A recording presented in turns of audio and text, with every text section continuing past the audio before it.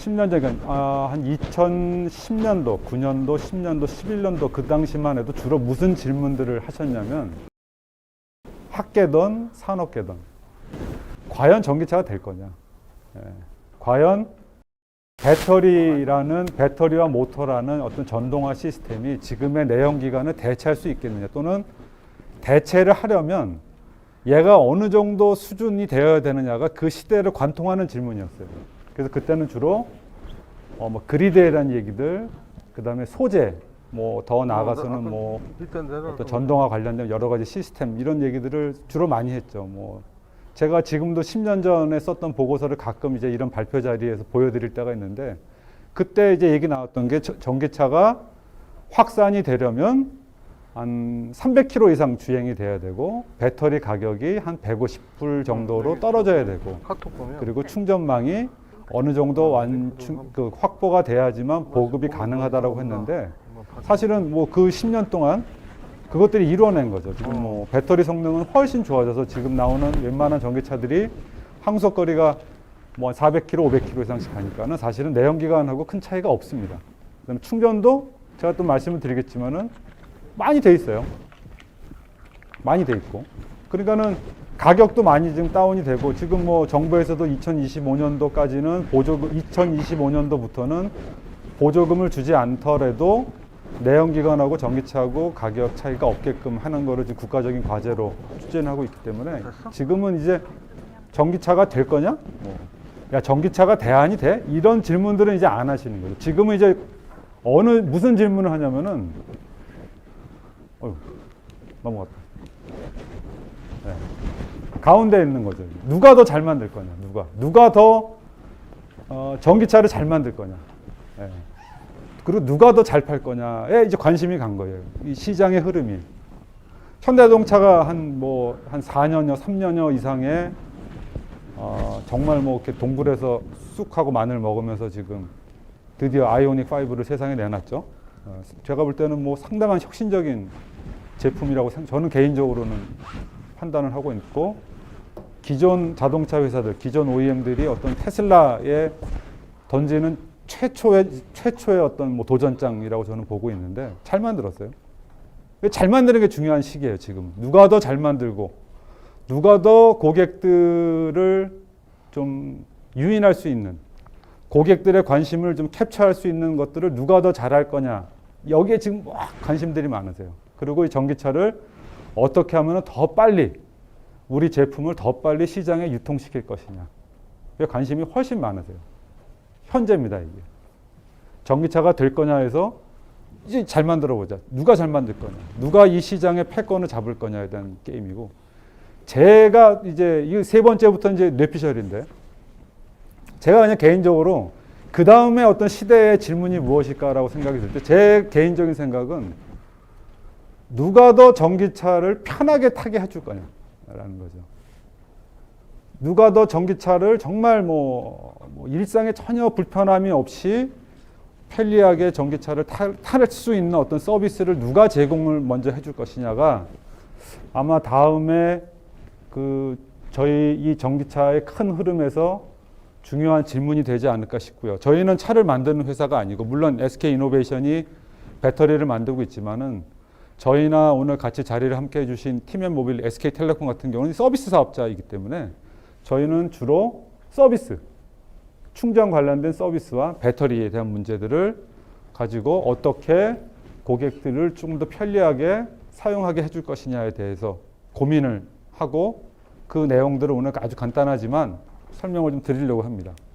제가 우리나라 충전기가 몇 개가 있고 미국은 누가, 이런 얘기는 오늘 안 하려고 합니다. 그런 얘기는 뭐 워낙 우리 포럼의 대표 주자이신 뭐 차도원 박사님 같은 분들이 워낙 잘 정리를 해 놓으셨기 때문에 저는 이제 그런 얘기는 안 하고 그냥 간단하게만 설명을 드릴게요. 충전에 대한 얘기는 결국은 전기차 고객들의 페인 포인트를 어떻게 극복할 거냐라는 이제 질문에서 시작을 할 텐데, 크게 세 가지 방향으로 전개가 될 거예요. 실제는 충전망, 충전기를 갖다 꼽는 물리적인 행위, 그리고 그 충전망을 네트워크로 연결하는 어떤 그 사업이 있죠. 그 네트워크 사업이죠. 충전망 사업.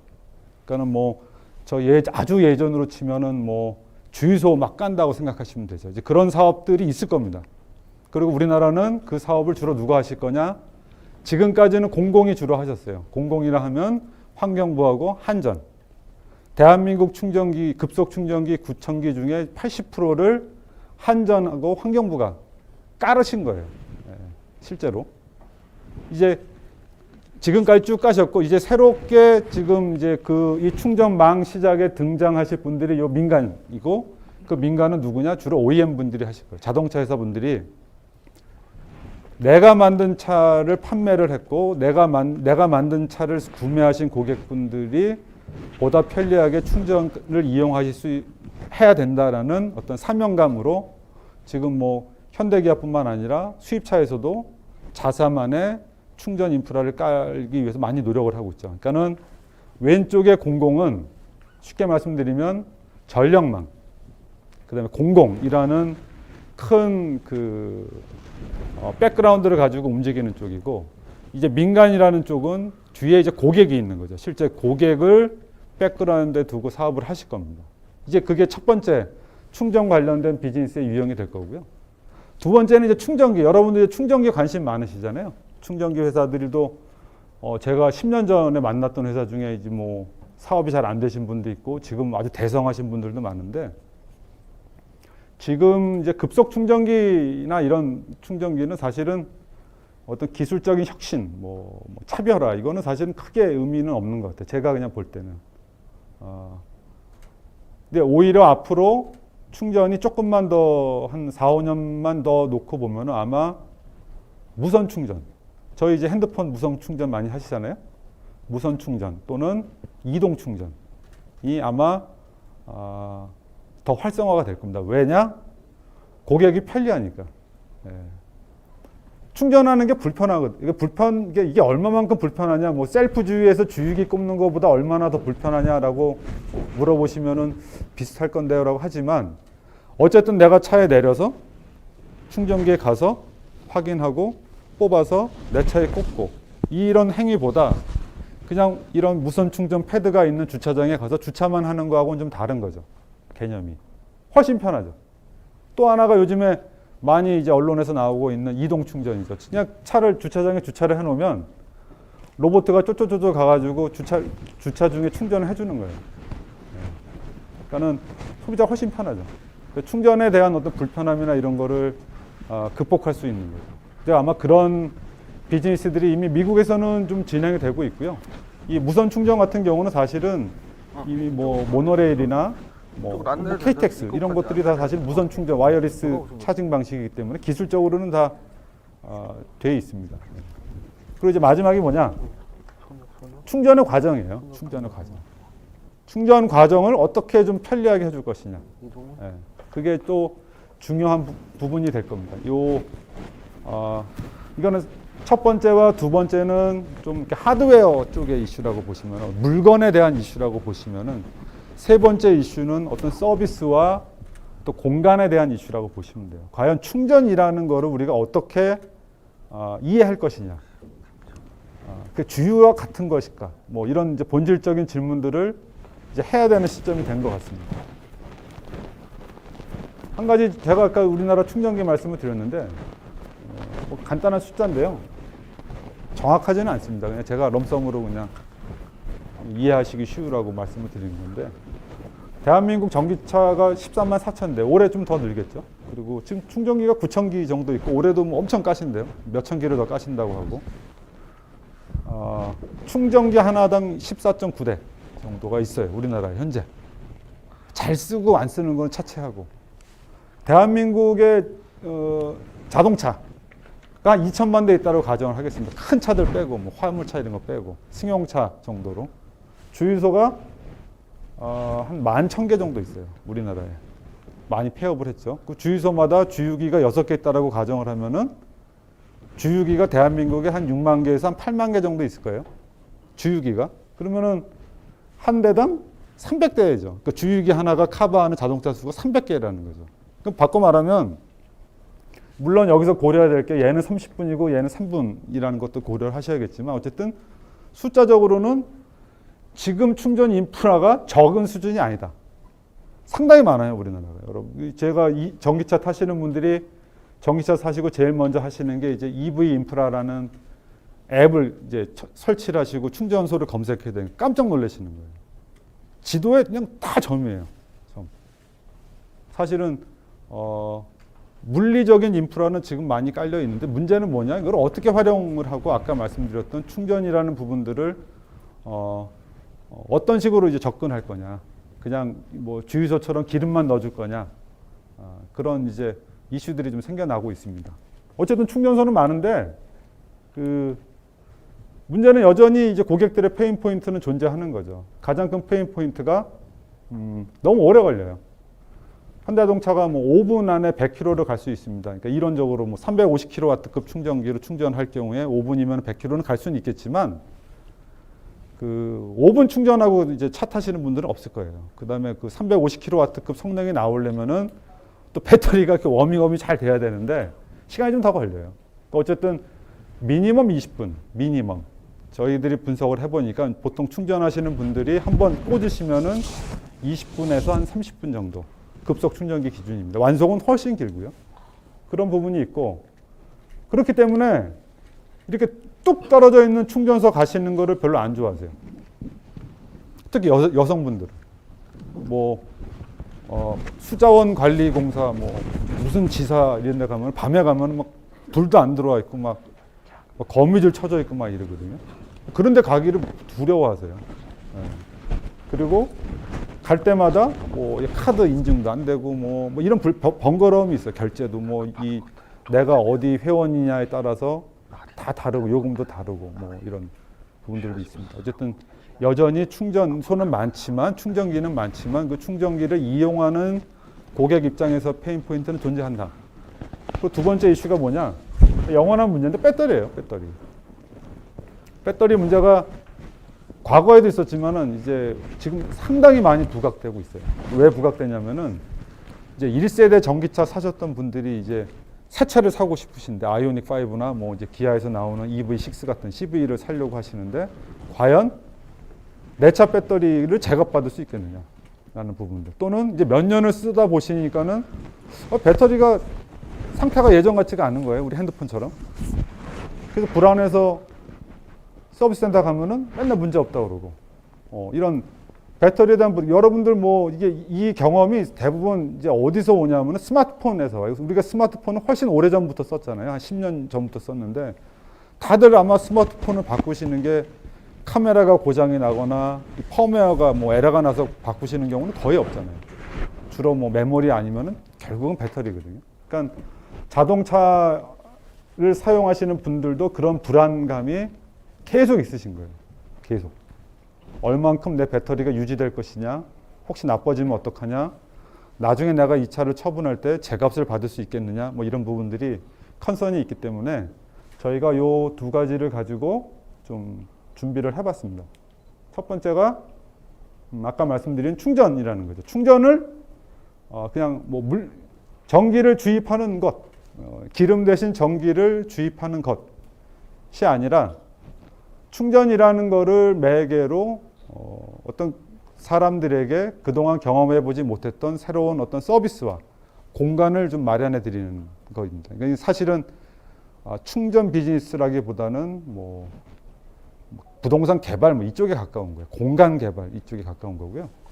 두 번째가 충전 포함 렌탈 상품이에요. 그러니까 제가 렌트카 회사에 다니고 있는데 저희 핸드폰을 사시면 요즘에 대부분 뭐 약정 뭐 할인해가지고 기계값하고 뭐 요금제하고 그냥 한꺼번에 내시잖아요. 따로따로 결제하시는 분들 요즘에 많지 않잖아요. 한 달에 뭐 통신 요금 6만 원에 뭐 기계값 얼마 해가지고 그냥 한 달에 9만 원, 7만 원 이렇게 아마 내실 텐데 똑같은 개념이에요. 차를 렌탈을 하실 때 충전까지 포함된 거죠. 근데 이게 기름은 안 돼요. 내연기관 차는. 전기차는 가능해요. 전기차는. 그리고 마지막이 배터리에 대한 부분입니다. 아까 말씀드렸던 배터리를 어떻게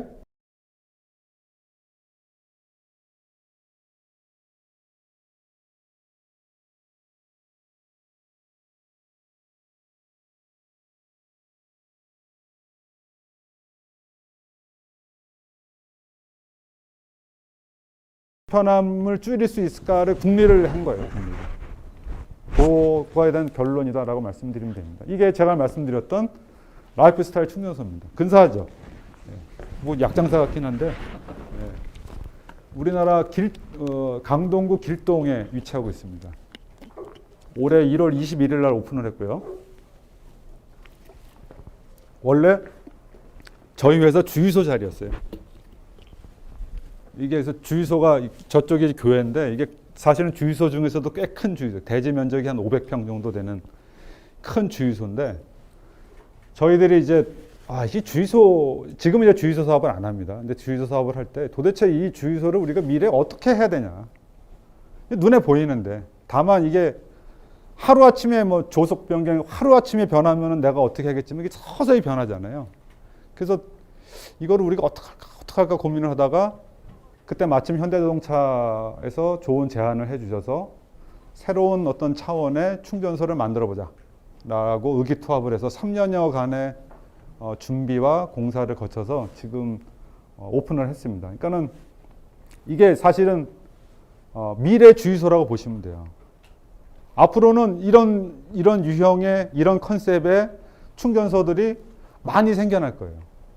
그냥 이렇게 지금은 충전소 그러면은 고속도로 휴게소나 공영 주차장에 그냥 저 구석에 말뚝 세워져 있는 것만 생각하시는데 그게 아니라 충전을 할 수 있는 곳, 충전과 함께 내가 시간을 충분히 보낼 수 있는 곳이 많이 생겨날 겁니다. 그런 식으로 충전들이 좀 변화가 될 거고요. 자세한 설명은 제가 안 드리겠지만 가서 보시라는 차원에서 일단은 기존의 주유소는 기름 넣고 세차하고 정비하고 다 누구를 위한 장소냐? 자동차를 위한 장소예요. 주유소는 자동차를 위한 장소예요. 사람을 위한 장소는 아니에요. 그나마 편의점, 옆 건물의 맥도날드 정도가 이제 최근에 들어왔지만은 전통적으로 주유소라는 공간의 모티브는 차라는 거죠. 사람이 아니라. 근데 전기차는 그럴 필요가 없는 거예요. 전기차는 차에서 사람이고 당연히 카라이프가 아니라 라이프 스타일이고 뭘 파는 것보다는 뭘 경험케 하는. 왜 경험케 하는 게 가능하냐?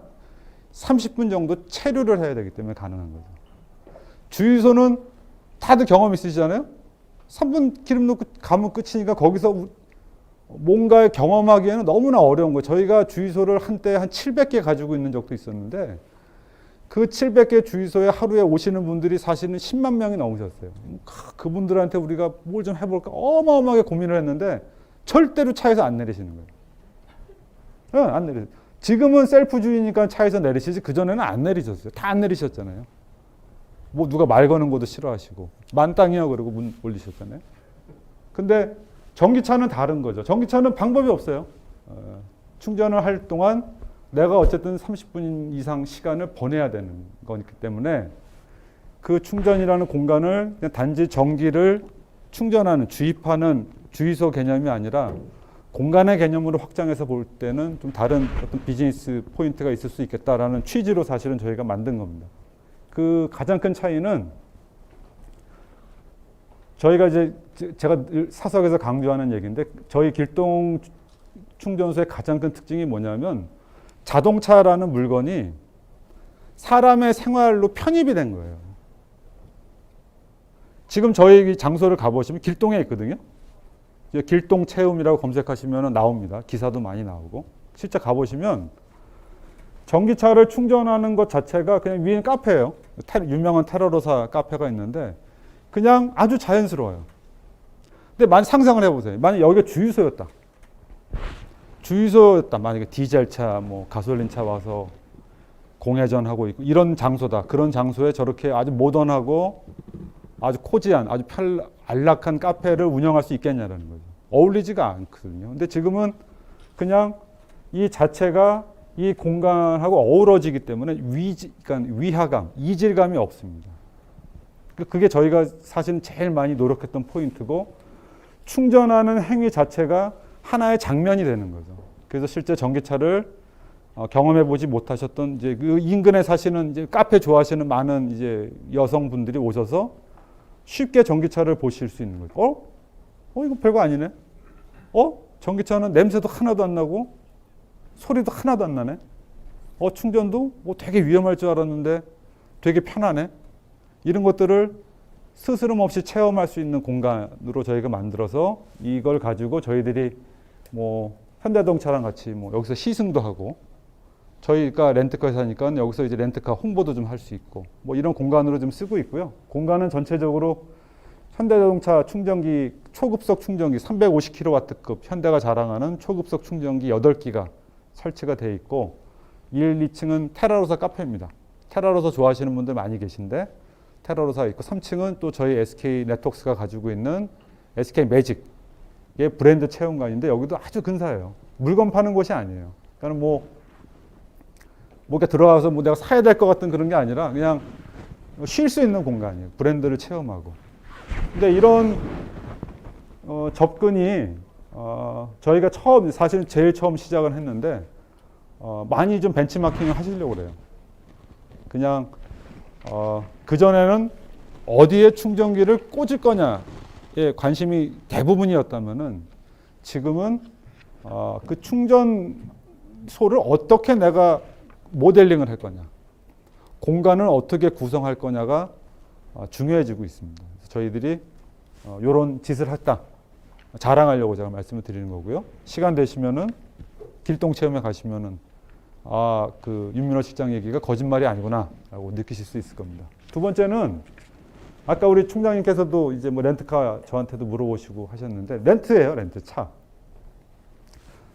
뭐 이제 미국의 뭐 서브스크립션 이런 구독 모델 이런 얘기 많이 하는데, 사실은 구독의 그 끝판왕이 우리나라의 장기 렌트입니다.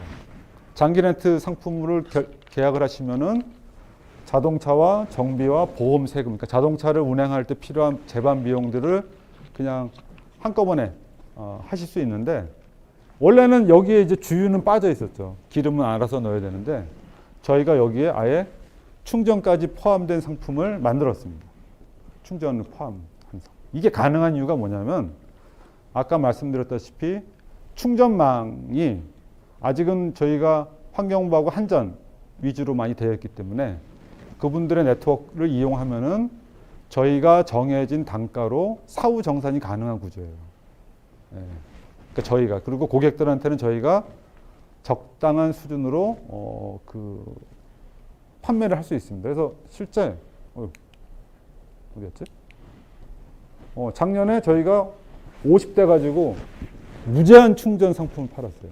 무제한.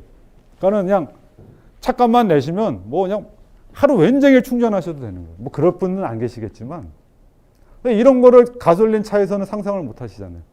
무제한 주유 상품 이런 거는 들어보신 적 없으시죠? 근데 전기차는 나올 거예요. 뭐 더 나아가서는 한 달에 뭐 5,000kW 상품, 우리 데이터 요금처럼 뭐 5기가, 10기가 뭐 이런 것처럼 자기 사용량에 맞는 그 충전 요금을 미리, 그러니까 그 자동차 요금에 녹여서 사용하게끔 하는 그런 상품들이 이제 나오고 있고, 저희도 이제 이미 출시를 했고요.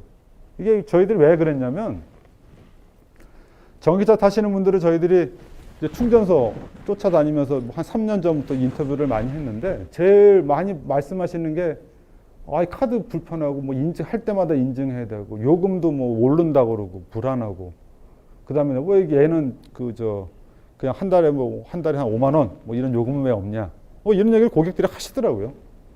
그리고 아까 말씀드렸던 그런 서비스도 좀 전기차 쪽에서 뭐 세차라든지 뭐 출동 충전, 아까 말씀드렸던 이동 충전 같은 경우에 대한 니즈들이 많이 있으셔서, 그걸 가지고 저희가 이제 좀 만들어 보자. 근데 가능하겠더라. 아까 말씀드렸다시피 전기차니까 가능하겠더라라고 해서 일단은 쉽게 예약하고, 저희 SK 렌트카, 이게 자꾸 이제 뭐 세일즈하러 나온 사람 같은데, 저희 올인원 상품을 구매하시면은 저희가 카드를 하나 드리는데, 그 카드를 가지고 그 카드가 사용 가능한 충전소에 가시면, 충전기에 가시면 그냥 대시기만 하면 돼요.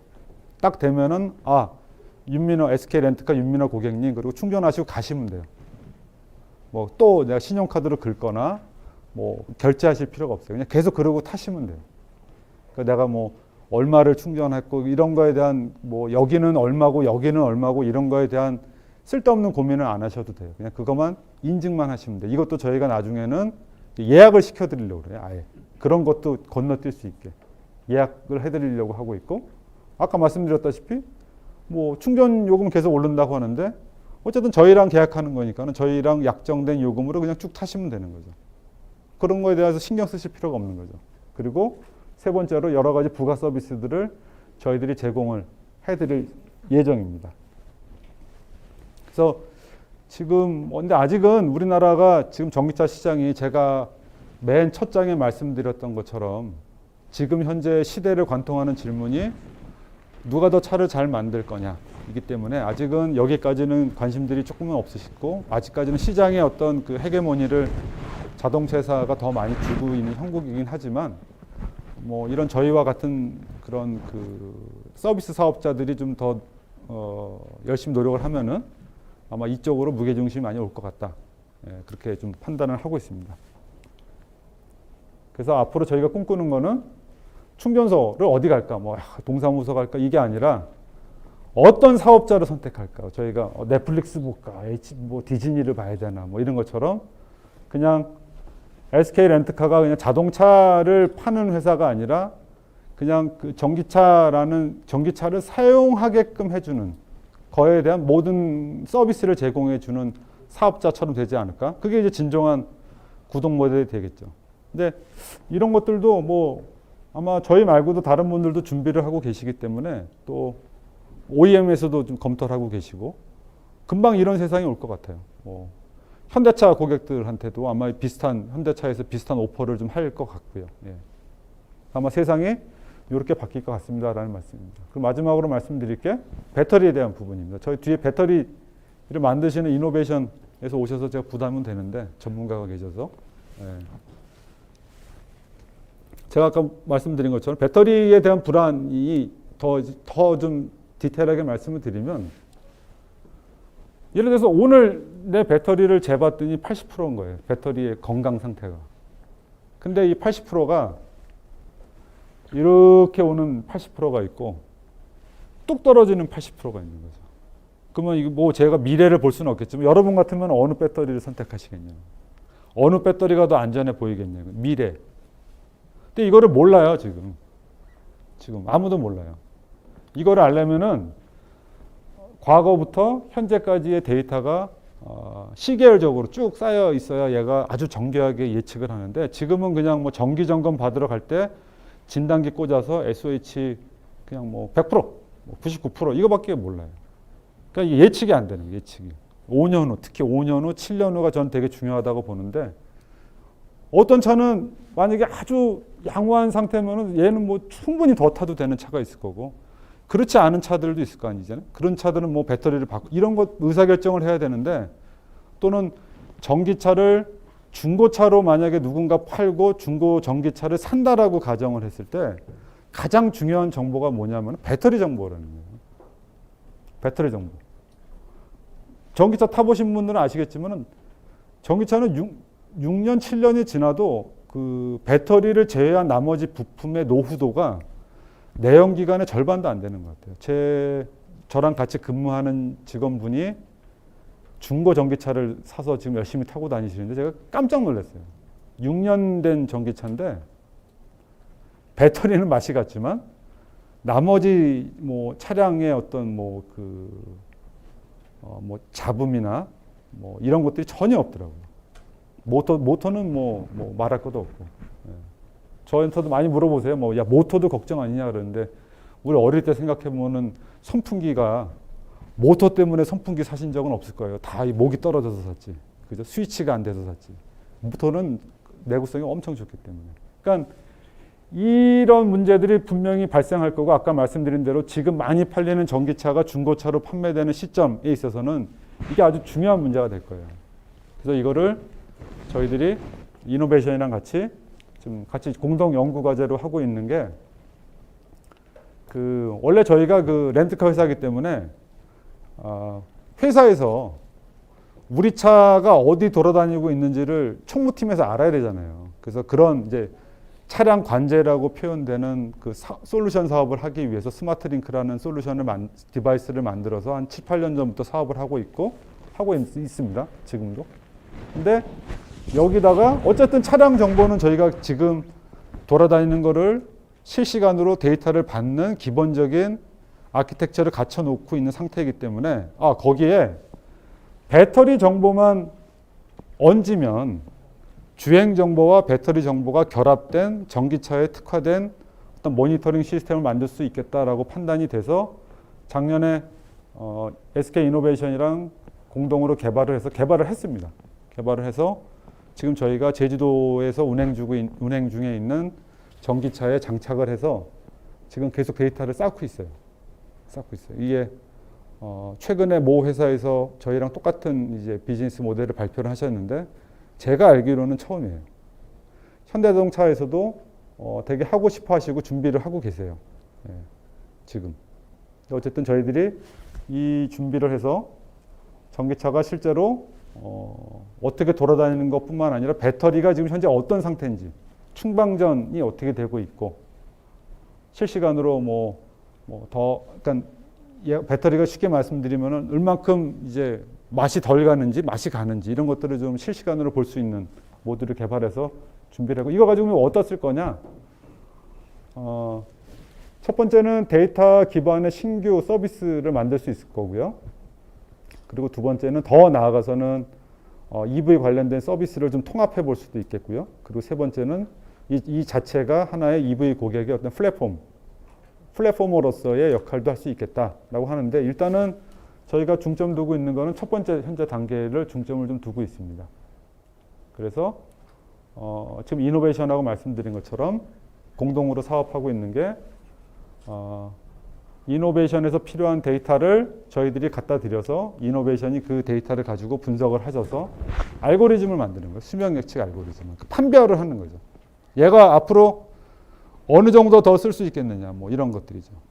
이제 가장 기본, 이게 되면은 이걸 가지고 나중에 이노베이션이랑 같이 배터리 렌탈이나 리스 같은 모델도 진행을 할 거고요. 제가 자료에는 언급은 안 드렸는데, 최근에 지자체에서 배터리 산업화 센터라고 하는 배터리를 재활용하는 사업들을 많이 하시려고 하는데, 거기에도 이 시스템이 필요해요. 이 데이터가. 그러면은 배터리가 들어왔을 때 얘의 이력을 알면은 얘를 어떻게 리사이클링을 해야 될지를 정확하게 판별할 수 있는 거예요. 그래서 그런 것도 지금 일부 지자체하고 협의를 진행을 하고 있습니다. 이게 이제 가장 기본적인 저희 EV 스마트 링크의 용도고, 두 번째 같은 경우가 또 하나가 탄소 배출권인데요. 지금 탄소 배출권을 자동차 회사가 다 가져가잖아요. 테슬라가 영업이 흑자나고 이러는 게 사실은 알고 봤더니 탄소 배출권 때문이다라는 기사도 제가 본 적이 있는데, 저희 EV 스마트 링크를 장착을 하면은 탄소 배출권은 실제 전기차를 운행하시는 분에게 돌려드릴 수가 있어요. 근데 그걸 하려면 저희 스마트 링크 같은 단말기가 필요해요.